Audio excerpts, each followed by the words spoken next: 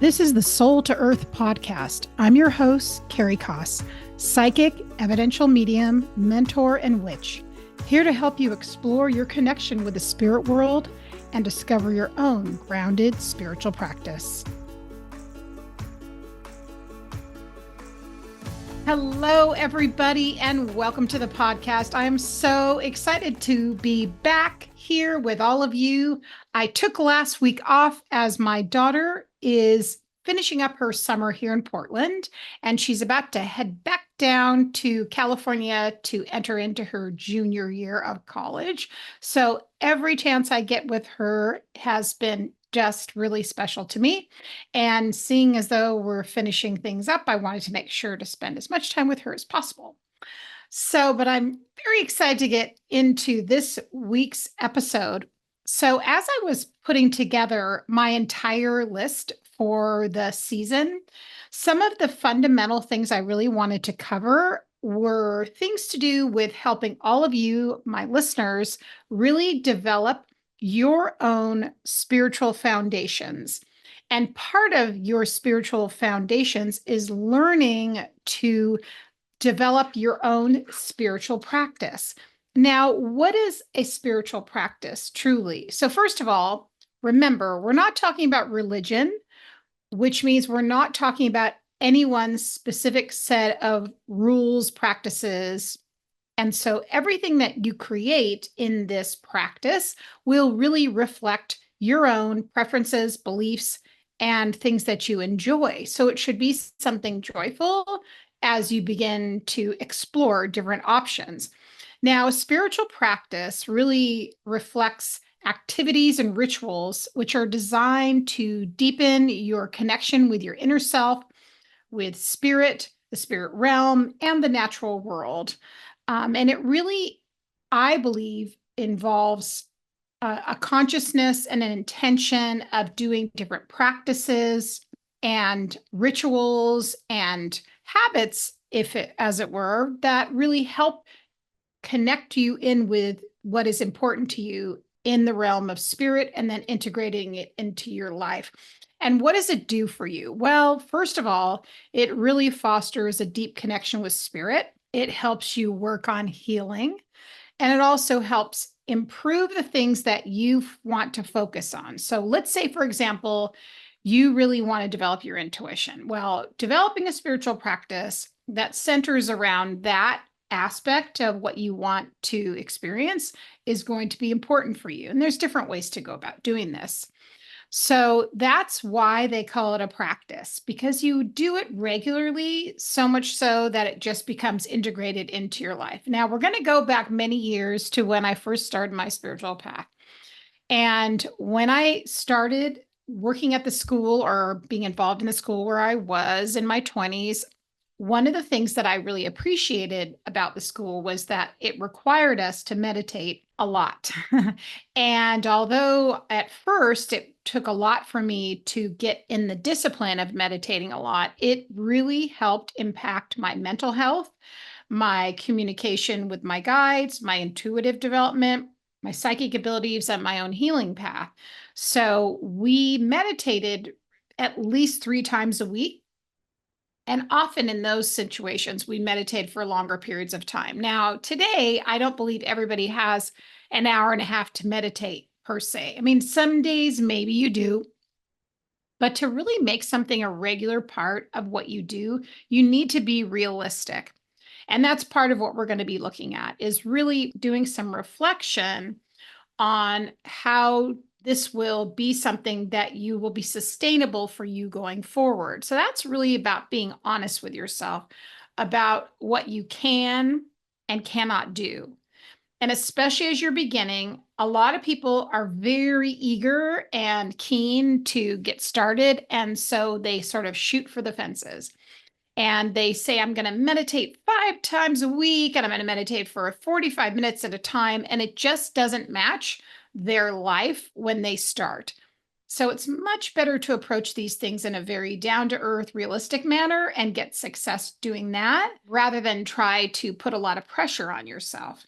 So some of the things you want to think about that could be interesting for you are some fundamentals. And I would say these are the ones I would encourage you to look into and do. The first one I would say would be a mindfulness practice, and that would be something like meditating. Now, there's different types of meditations. Obviously, there are guided meditations, there are sitting in the power meditations, which are often done by mediums to really build their power and their energy, and then therefore have a stronger link to the spirit world. There's transcendental meditation. There are meditations that work with binaural music, which balances the brain. So there's many different types. And so you really have to explore and look into what's best for you. But some of the benefits of meditation, which you can imagine, are that it quiets the mind, it enhances spiritual awareness and self-awareness, and it really also improves your intuitive abilities. The next thing is you want to think about doing things that really ground you and center you. Now, if you think about grounding, grounding is meaning that your energy, which includes your aura, your chakras, and also your physical body, mental health, it really connects you to your life, to the earth. And ways that you can do that are basically movement. This could be something like yoga, walking, dancing, and also just being out in nature. These are things that really connect you into your energy field, your body, and the earth. So looking into doing grounding techniques or practices. Also, that helps and center your energy as well.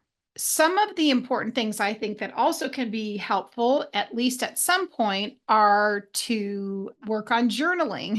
Journaling, it is such a beautiful practice because, first of all, you can write down and just share your heart on those pages without being judged, without anyone knowing what you're saying, and without being criticized for your handwriting. So it's really meant to be a release. But journaling can also be used in combination with what's known as journal prompts, which really can incite and invoke self-reflection, shadow work, healing, and also putting together pieces of information that come to you, sometimes from the spirit world, sometimes from your loved ones in spirit, your spirit guides, your higher self, channeled information, things of that nature. Next, you want to possibly look at using spiritual tools. Well, I have my favorites. Do you have yours? So, of course, you can think about things like oracle cards, crystals, runes. You can have scrying tools, which help you get messages from guides. You can also do charm casting. There's just a variety of things that you can use with things in your physical environment to make things become more concrete and much more ritualistic, which I think are very helpful when it comes to validating and edifying what you're receiving and experiencing on a spiritual level. The next thing is, in a spiritual practice, you really want to think about what you're interested in. So, and sometimes that comes from talking to people you know that you feel comfortable with, that you respect their opinion. And if you know they're on a spiritual path, find out what they're doing. You can also look up things just in general with your own research. You can go to the library and get books on different things to do with spiritual practices, the occult, mysticism, witchcraft, all types of things, getting information in that regard. And then in general, see what you feel drawn to. Are you drawn to more of a shamanic practitionership? Are you drawn to astrology? Are you drawn to tarot cards? Are you drawn to energy healing, Reiki? Are you drawn to developing your psychic abilities, your mediumship abilities, the Akashic records? Just start exploring and asking these questions and then take it from there. Next, you can also, of course, build your relationship with your spirit guides. Now, there's a lot of different ways to build your relationship with your spirit guides. And of course, I teach these classes and really believe in them. But some of the ways people do this are by essentially asking their guides to come near them so that they can feel them, learning to understand the signs that their guides send them, learning to communicate with them. You can also do things like inspired writing or automatic writing with them, visualizations to be able to communicate with them, things of that nature. And so all of these things are just things that start to make you understand what you're interested in and therefore then bring them into your spiritual practice. Now, we live in a very busy culture, extremely busy. We also have a lot of distractions that can easily pull us into our monkey minds.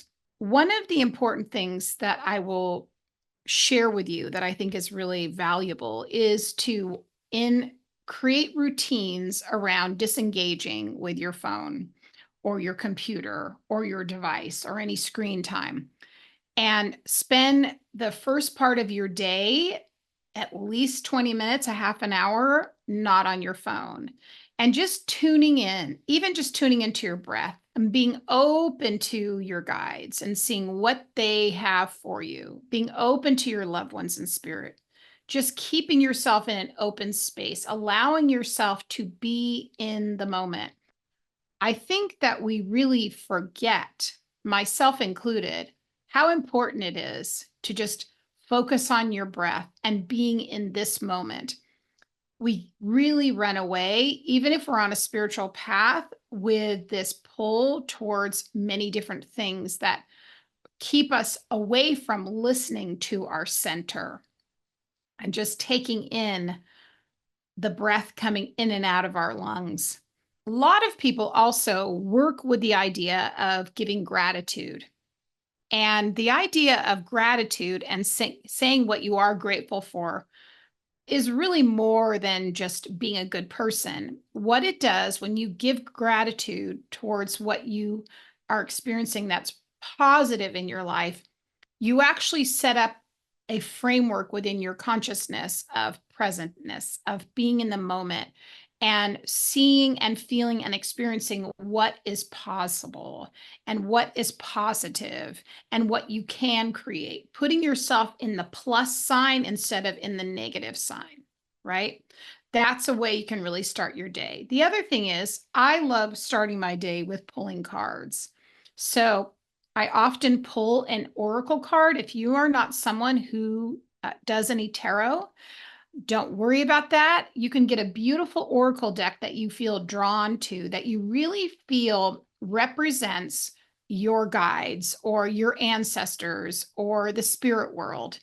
And you can spend time, first of all, cleansing that deck and then possibly putting it somewhere sacred for a few days before you start working with it, and really turn that deck over as a tool of divination so you can connect with whoever it is that you want to connect with. So I get messages from my guides with certain decks. I get messages from my loved ones from certain decks. I get messages from the deities I work with certain decks. So you can do that. You don't have to go to the lengths I've gone, but you can definitely start doing that. And that way you're going to start feeling the connection you have with spirit. And then as you do that, that practice is definitely woven in through your life. So even if you go off to work and you're busy doing whatever it is you do with your time during the day with work, you have that link to start you with to keep you centered. So you're building that tradition. The other thing is that I think is very important. Well, of course, this is me as a pagan and as a witch, is to really start paying attention to what are the different cycles going on during the year. So what are the moon cycles?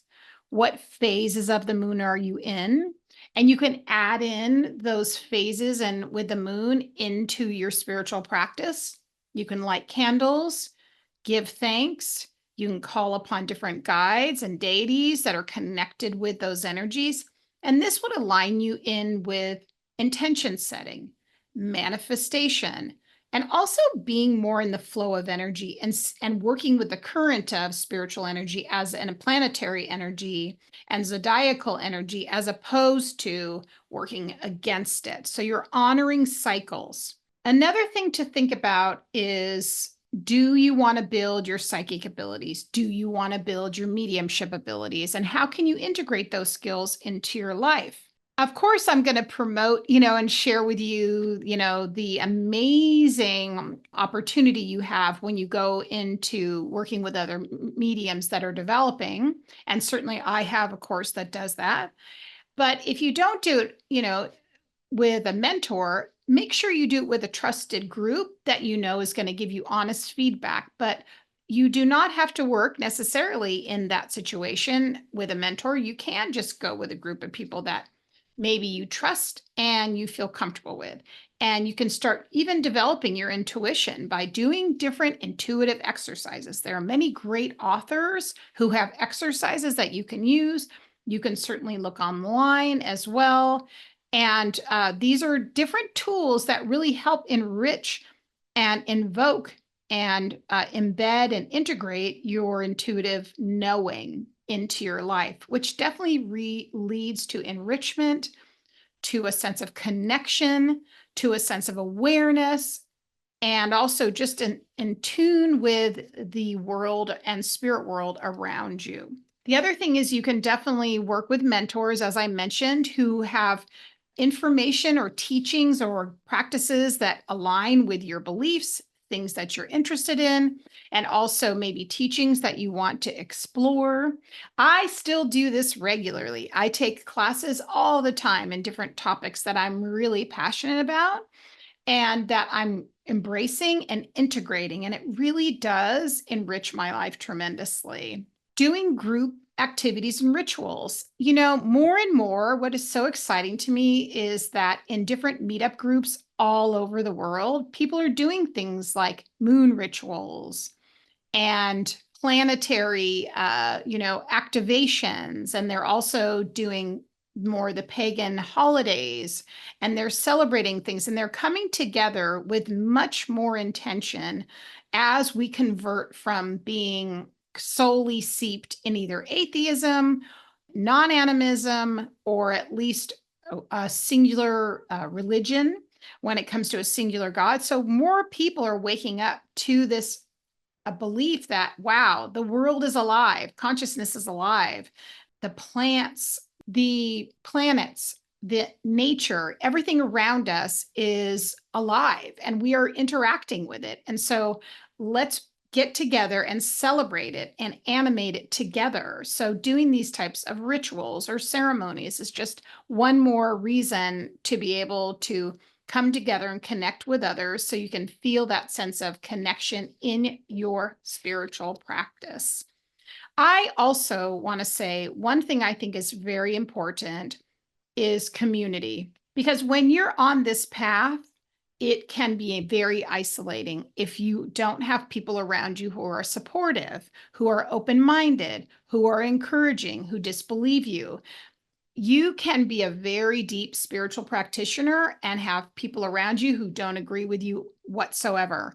Now, I'm not suggesting that we end our connections with any of these wonderful people in your life who probably care about you, love you, but maybe just don't understand.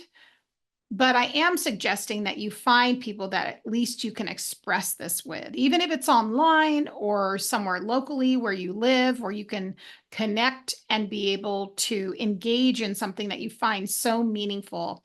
I feel like this is so important.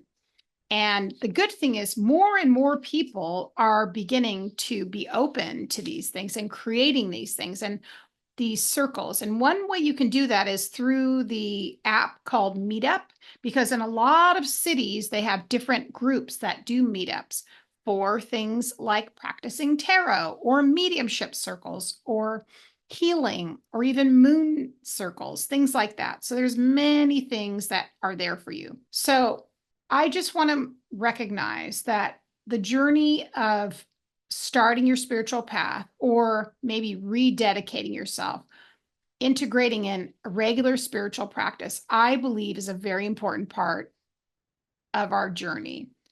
And finding a schedule that works for you, practices that really inspire you, and also having that learner's mindset, I think are incredibly important.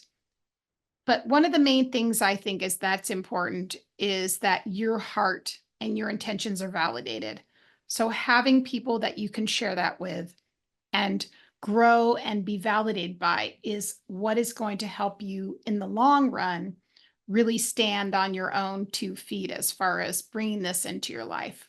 So, our meeting today together is incredibly meaningful to me. I hope you found this helpful and insightful. I want to again encourage you to please sign up for my Sacred Seers School. It's absolutely free to join. We do have an incredible community. We do a lot of enriching activities. Some of them are free. I have upcoming classes coming up in the fall of 2024, so please be sure to check those out. Also, make sure you're following me on all of my social media platforms. And then also remember, if you are following this podcast and you sign up as a preferred member, meaning that I know that you are a follower and a subscriber and you're sharing it, I am going to pick amongst you up one of you or a few of you to be able to come on the podcast and get a free reading. So make sure you're checking that out. And again, I'm so excited to chat with you. I can't wait for our upcoming episodes. We have some amazing ones, so please stay tuned. As always, be well, and we'll see you on the next one. You've been listening to the Soul to Earth podcast. Follow me on social media and watch the full episodes on YouTube.